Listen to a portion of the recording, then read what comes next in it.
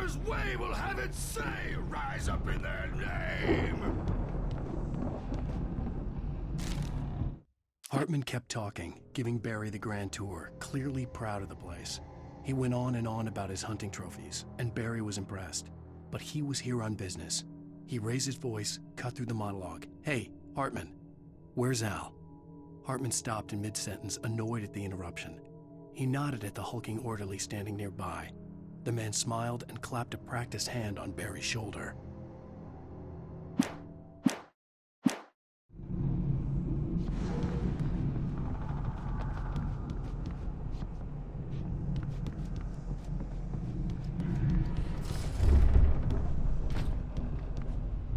Sinclair looked bad.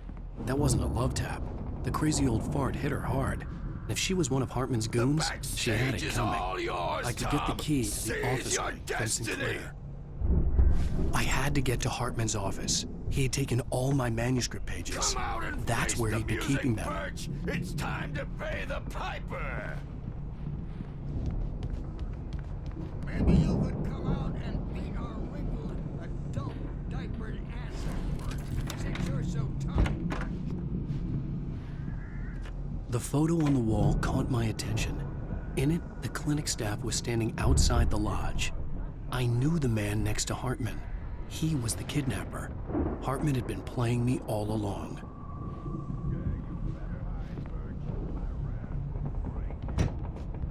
The markings on the tape said they were recordings Hartman had made at the sessions with his patients. I saw Alice's name on one of them. For a moment, I couldn't Mrs. breathe Wing, right. can you tell me about Alan's problems? He's more and more out of control all the time. The parties, he's so angry all the time.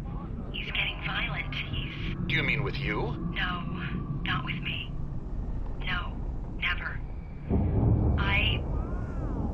Sometimes I almost wish Alan would take a swing at me, because at least that'd lead to a conversation he couldn't just march out of. But no. Alan doesn't really sleep. And the work, well, he's not writing at all.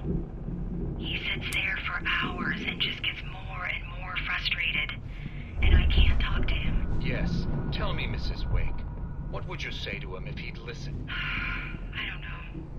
I want to say, I look at you, and it's not you. Just some stranger who resembles you. Looking out from behind your eyes, and I don't like that guy much. And now it's all gonna go to hell. But you don't ever say this. No. I've tried, but he's not listening. Hartman wasn't happy. Mott could see it in his eyes. He quickly lowered his own. He had made a mess of it, and he knew it. The shame of failure was hard to bear. He hadn't expected Wake to say he needed more time, and he blurted out 2 days, less than Wake had asked for to show him who was in charge. But that wasn't part of Hartman's plan.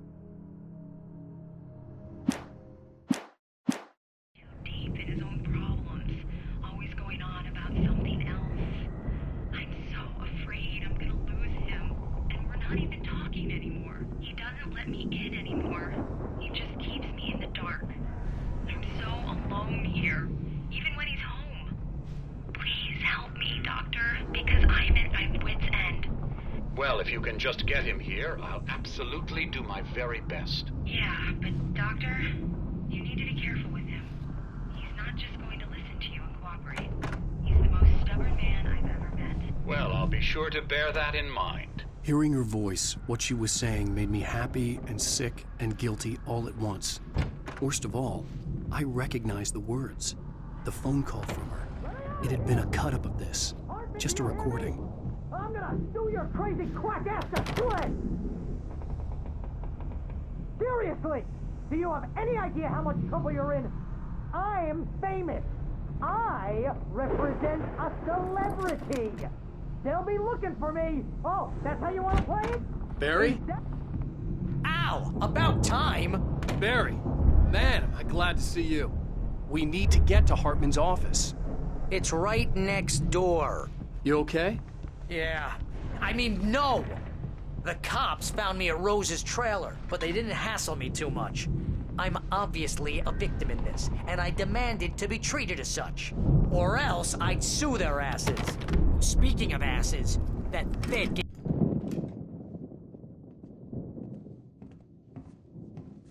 These were all the pages I had on me. And more.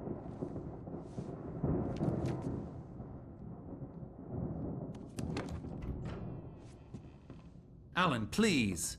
You're sliding back into the... Tell me one more lie and I'll shoot you in the face. Ah, well, it was worth a shot. Really, Wake, come on. Let's work together on this. You have no idea... Hartman, shut up! Barry, get out of here. I'll catch up with you.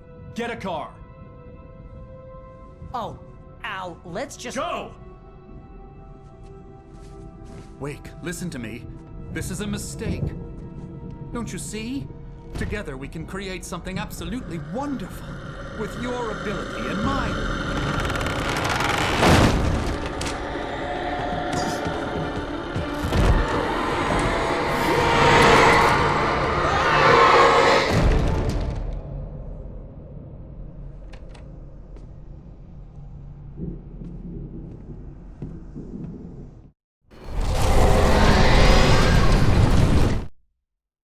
Hartman followed the fall of Alan Wake with his binoculars.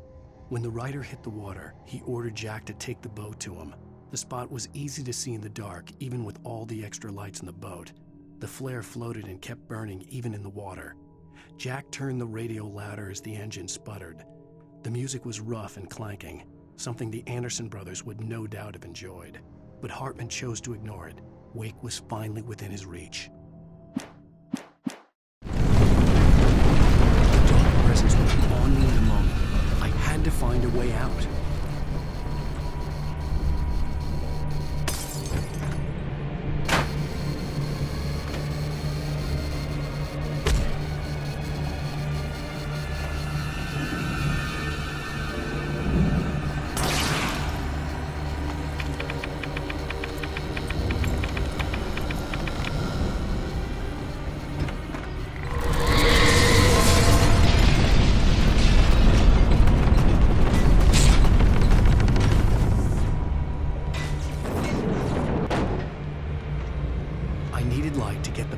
Bookshelves out of my way.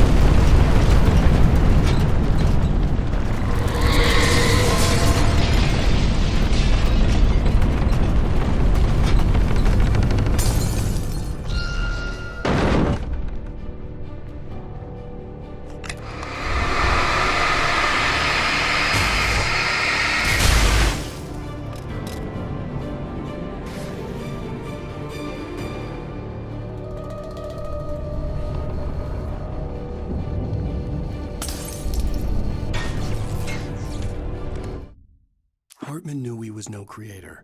He had no ambitions on that front, and he certainly didn't want to end up like every artist he had worked with here, damaged in ways that were hard to describe, or worse.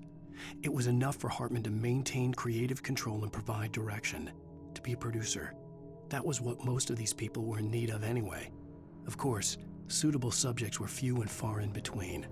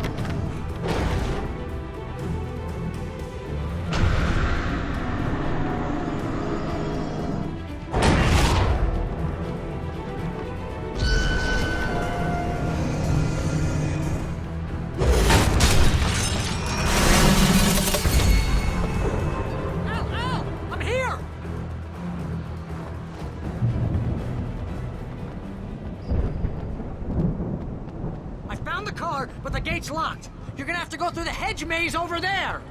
Barry, I don't have a light. Take this, Al! Oh, God! Look at the house, Al! Look out!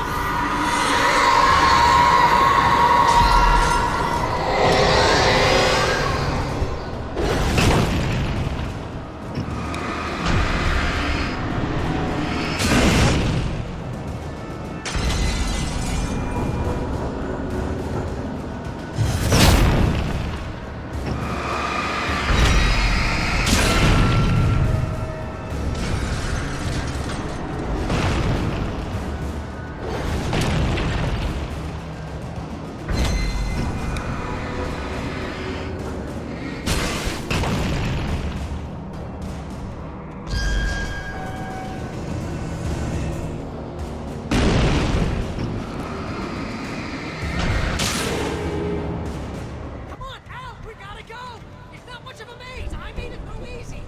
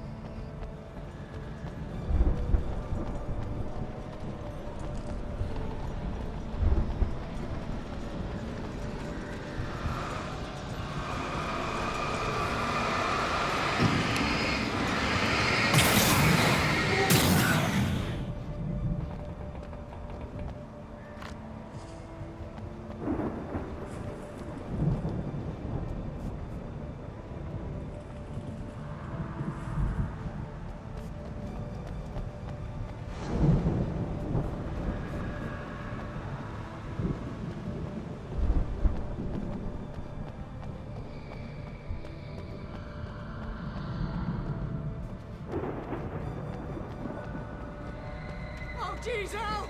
The house looks bad! Let's get out of here!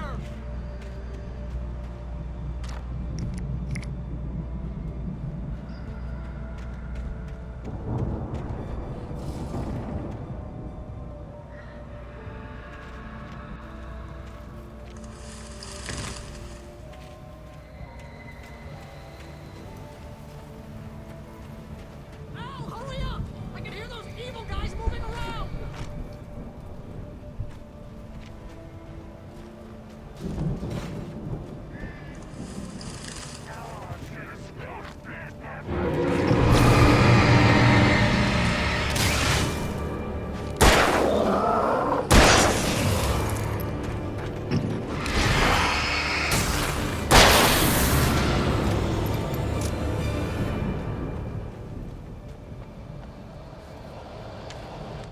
I stared at the Viking paraphernalia that littered the area, surrounding an unlikely centerpiece. A full-side stage complete with an impressive sound system with all the trimmings, including a dragon. It took a special kind of crazy to build something like this in a remote field.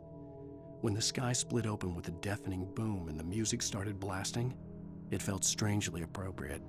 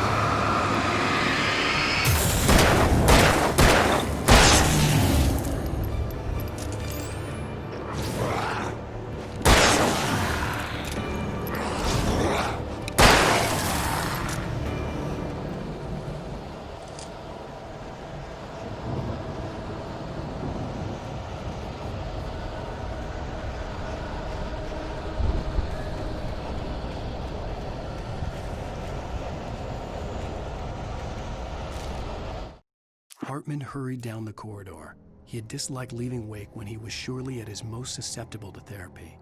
But this was not an ordinary storm. Wake had been writing, and he had woken something up in the depths of the lake. Now, it was coming for him. Hartman had naturally prepared for a situation like this. The idiot brothers would keep Wake distracted while Hartman double-checked everything, just to be sure.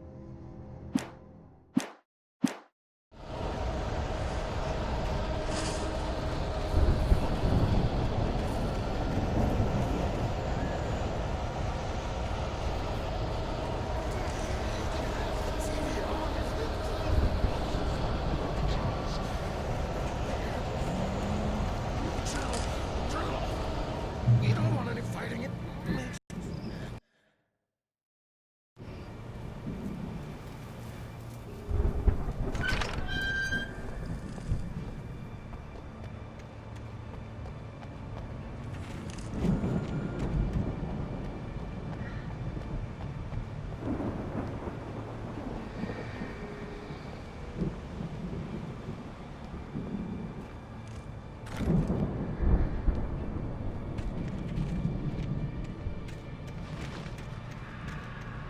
you get 2 pills in the morning, and then you'll be nice and calm all day long.